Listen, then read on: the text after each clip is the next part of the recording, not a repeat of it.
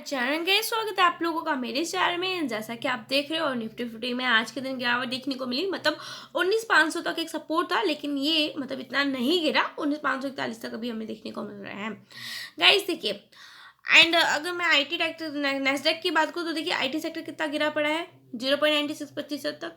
मतलब guys reason क्या रहा है? मतलब मार्केट गिर रही है हमारी, जो सबको पता है यूएसए में जो वो क्या कहते हो आप, जो यूएस का जो बॉन्ड है, ठीक है, उसको लगा लो। दूसरा आप क्रूड ऑयल लगा लो, जो क्रूड ऑयल बढ़ता जा रहा है। गाइस देखिए, अब तक आईटी सेक्टर की अधिकांश दिग्गज कंपनियों के 30 सितंबर तक अगर बात की जाए तो उनके 2023 को ख़त्म हुए दूसरे क्वार्टर के नतीजे आ चुके हैं। एंड हालांकि गाइस इनका रिपोर्ट कार्ड अच्छा नहीं दिखा है। अगर बात की जाए सबसे 5 बड़ी आईटी कंपनीज हैं, अगर मैं बताऊं आप लोगों को, तो आप देख सकते हैं जैसे कि विप्रो है। विप्रो में हम देखिए 0.78% की गिरावट देखने को मिली। वहीं इन्फोसिस आप देख सकते हो 0.49% की गिरावट देखने को मिली। मतलब ऑलमोस्ट आईटी सेक्टर गिरा हुआ है। एंड एचसीएल की बात करते हैं कि एचसीएल में भी 0.64% की गिरावट, लेकिन बस एक खाली टीसीएस ही है जिसमें आज के दिन थोड़ी सी पॉजिटिविटी देखने को मिली गाइज। लेकिन अगर बात की जाए एलटीआई माइंट्री की, उसमें भी आप देखिए 0.82% की गिरावट देखने को मिल रही है।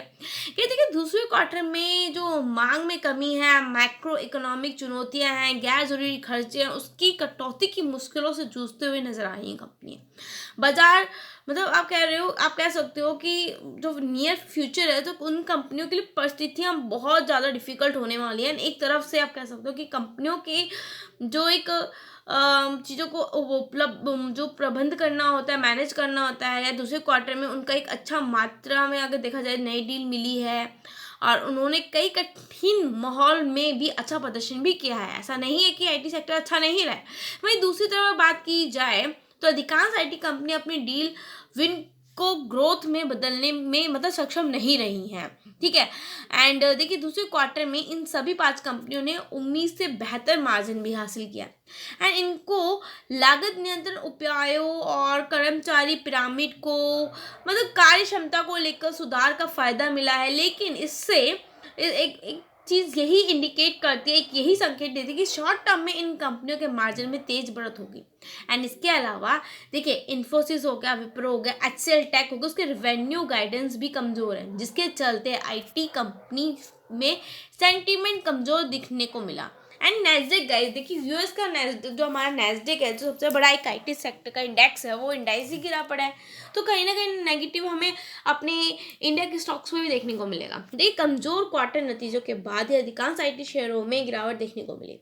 एंड 11 अक्टूबर के बाद से ही टीसीएस के शेयरों में 5% से अधिक की गिरावट आई थी। वहीं अगर बात करें 12 अक्टूबर को, तो उसके नतीजों में से इन्फोसिस के शेयरों में भी लगभग मतलब आपने देखा होगा 4% की गिरावट आ चुकी थी गाइस।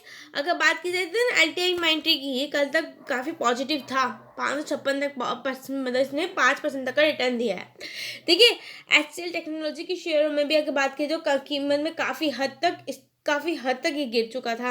एंड वहीं दूसरे क्वार्टर की बात की, नतीजे जारी होने के बाद 19 अक्टूबर को विप्रो के शेयरों में भी 4% की गिरावट देखने को मिली थी गाइस। अब वही बात की जाती है ना कि कुछ शेयर्स हैं, मतलब इनमें इतनी क्यों गिरावट देखने को मिली। देखिए अभी तो जैसे कि 0.78% की देखने को मिल रही है आज के दिन, मतलब उससे पहले यार ये गिर चुका है, कल तक 4% गिर चुका है ये स्टॉक। देखिए आईटी कंपनियों को मौजूदा समय में चुनौतियों का सामना करना पड़ रहा है। एंड आईटी कंपनियों की आगे की चाल पर अगर बात की जाए तो यूएस के फेडरल रिजर्व की टिप्पणी का काफ़ी असर पड़ेगा। उन्होंने आगे ये भी कहा है कि आईटी सेक्टर में कॉन्ट्रा बेट लगाना चाहता है तो इस इन्फोसिस सबसे अच्छा विकल्प दिख रहा है। बाकी गाइस मैं आपको इतना ही बोलूँगी, आईटी कंपनियों के सितंबर क्वार्टर के नतीजे जारी करने के बाद इन सभी मतलब इन पे जो राय रही है वो इन्फोसिस को आमतौर पे देखा जाए तो आउट परफॉर्म, ओवररेट, मतलब बाय करके, मतलब ऐसी पॉजिटिव रेटिंग में ही थोड़ा बहुत देखने को मिलती है ये। मतलब अगर आप सर्च करोगे ना तो ऐसा कुछ रेटिंग देखने को मिलता है हर स्टॉक को जो मिलता है। वही टीसीएस हो गया, एचसीएल हो गया टेक्नोलॉजी को, उसको होल्ड का एंड रिड्यूस का रेटिंग मिलता है। विप्रो को भी एक सेल का सिफारिश देखने को मिलती है, टीसीएस में भी एलटीआई एंट्री में बाय एंड ऐड का मिलता है। तो ये सब एनालिटिक्स तो ये सब चलते ही रहता है, लेकिन डिपेंड करता है आप लोगों की स्टडी क्या कहती है। देखिए आने वाले टाइम में ऐसा नहीं है कि आईटी सेक्टर ऊपर नहीं जाएगा। आईटी सेक्टर हमारा बहुत ज़्यादा ग्रो करेगा, क्योंकि एआई टेक्नोलॉजी भी तो आने वाली है ना। कौन कौन सी कंपनियां कर रही हैं, कौन कौन सी कंपनी सब चीज़ों में है ना।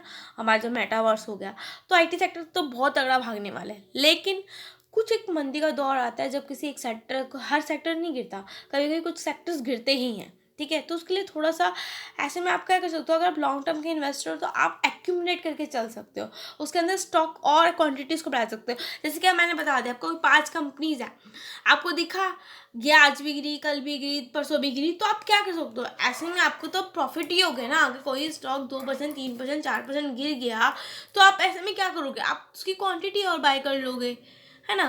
क्वांटिटी को और बढ़ा दोगे, कि आपके पास 100 है तो 200 कर लोगे, 50 है तो 100 कर लोगे, 150 कर लोगे।